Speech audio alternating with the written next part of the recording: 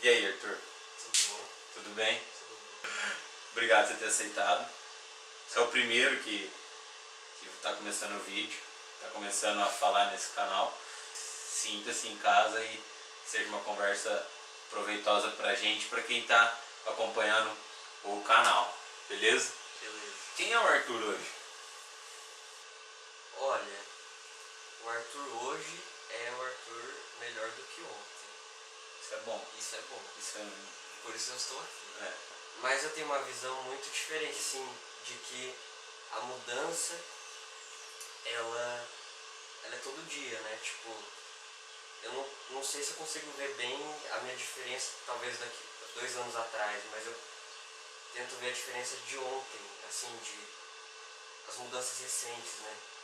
Porque querendo ou não, tipo, Deus transforma a gente aos poucos, né? Tipo, as pequenas renúncias que a gente faz, às vezes uma atitude pequena, é aquilo que torna a gente mais de Deus e menos do mundo, talvez.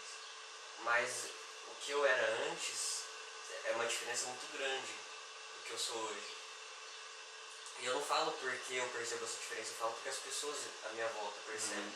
Talvez você tenha percebido, por isso que me chamou. Você falou em renúncia. O Arthur tem renunciado muitas coisas para acontecer essa evolução, para acontecer essa... Eu não vou falar em evolução, porque nós já somos seres evoluídos, mas essa revolução chamada Jesus acontecer na sua vida, você tem renunciado muitas coisas? Eu adotei atitudes, costumes que eu não tinha, e isso, de certa forma, fez com que eu renunciasse às outras coisas. Porque a partir do momento que eu, por exemplo, eu comecei a rezar o terço todos os dias, a partir do momento que eu comecei a me dedicar à comunidade, a servir, não tive mais tempo de sentar e assistir TV, né, assistir algumas porcarias que passam na TV, mas não foi uma atitude assim, eu vou parar de assistir. Foi acontecendo aos poucos. Porque a minha vida não tinha mais espaço para aquilo. Então eu acho que é isso, entendeu? A renúncia por trás está esses novos hábitos que vêm. O Arthur já sentiu muito medo. Já. O medo, ele veio por falta de cuidado, assim, porque eu não levava, talvez foi uma forma que Deus encontrou de que eu me forçasse a ser mais forte, né? Então, eu acho que se eu não tivesse medo, eu não sei se eu estaria aqui hoje, assim, dessa forma. Você coloca assim, é que o medo foi importante. Foi importante. Esse período que você passou foi importante para que você se encontrasse de verdade com Jesus. É isso? Porque o problema, ele vem, pelo menos eu acredito que ele vem para deixar a gente mais forte, pra gente aprender, cair e aprender. Só que pode parecer fácil, né, falando aqui, mas não foi.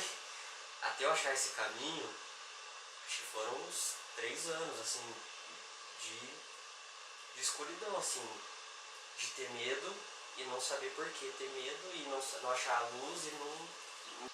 E foi acho que com 14 anos que esse medinho que eu tinha lá, aquela coisa que eu não gostava de chuva, se tornou um negócio gigante.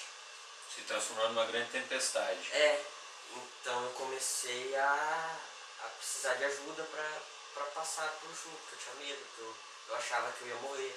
E quem mais te ajudou, né, a enfrentar essa tempestade? No início, eu sempre, porque a gente briga com o pai, briga com a mãe, a gente sempre acha, eu tenho esse torcida porque meu pai faz isso, minha mãe faz aquilo.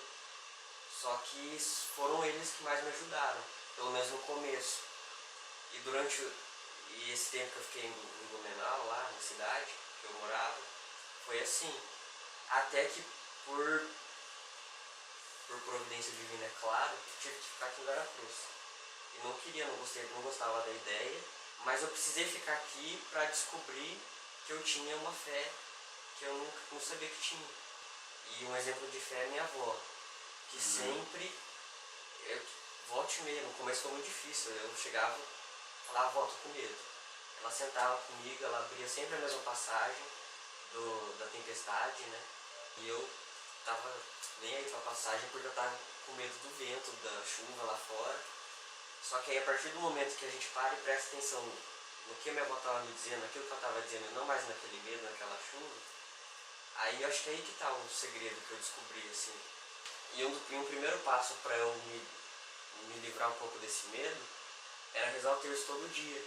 E a Eucaristia, que pra mim a semana só ia ser boa depois que eu comungar. Eu me recordo nos primeiros, algumas vezes você aqui em Veracruz, e era um menino que nem, uma grande dificuldade de cumprimentar até as pessoas, né? Nós fomos percebendo essa revolução acontecendo na sua vida, isso foi alegrando a nossa vida também, foi dando um ânimo. E eu quero te perguntar, os amigos foram essenciais para a sua vida? Foram. Essa relação de amigo e do grupo de jovens sentinelas na sua vida, quão importante é na sua vida isso? Ah, foi essencial pra mim, porque quando eu comecei, eu lembro que eu acabei de falar, era a missa e o terço. Eu ia com a minha avó e depois eu não ia em grupo de jovens, não tinha tanta amizade com o pessoal da comunidade, da igreja, do grupo. Ah, eu saía, né, mais pela minha prima, porque ela é amiga, mas eu nunca me senti parte do grupo lá. Aí, tanto que veio o convite pro Luau. Eu acho que o primeiro clique assim que me deu foi o Luau.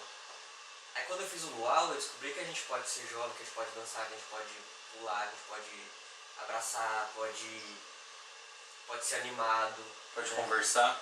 Isso, pode conversar, pode ter amizade. E encontrei um apoio de pessoas que estão com a mesma intenção, com o mesmo objetivo. E a música tema do PHM desse ano foi A Cura, né? E que diz no refrão, uma pequena melhora, um motivo para recomeçar, né?